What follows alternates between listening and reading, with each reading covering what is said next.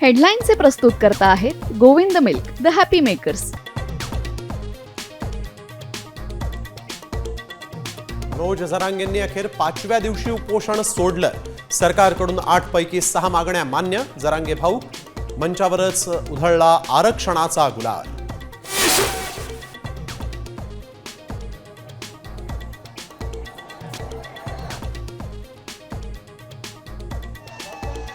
जरांगेंनी जिंकल्याची घोषणा केल्यानंतर आंदोलकांकडून एकच जल्लोष.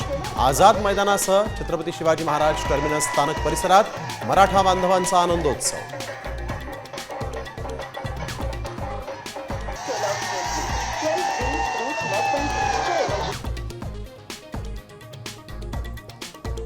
हैदराबाद गॅझेटियर तातडीनं लागू करणार. सरकारचं जरांगेंना आश्वासन. तर सातारा गॅझेट लागू करण्यासाठी मुदत.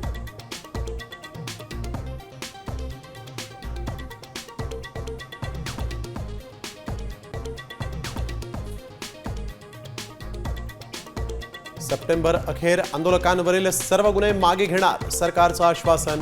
तर आरक्षण आंदोलनामध्ये बलिदान देणाऱ्यांच्या वारसांना नोकरी द्या. जरांगेंची मागणी.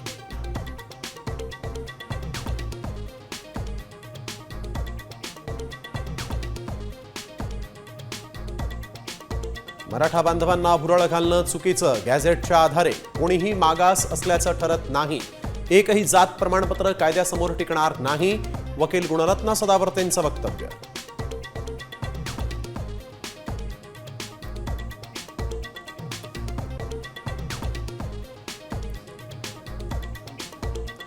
सरकारनं मसुदा आम्हाला पाठवून आमचीही संमती घ्यावी.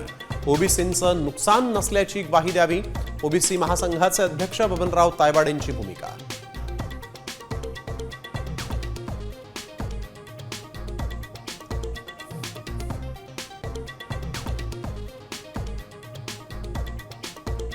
कोणाचं आरक्षण काढून दुसऱ्याला आरक्षण दिलेलं नाही. त्यामुळे ओबीसी समाजानं देखील आंदोलन मागे घ्या. देवेंद्र फडणवीसांचं आवाहन.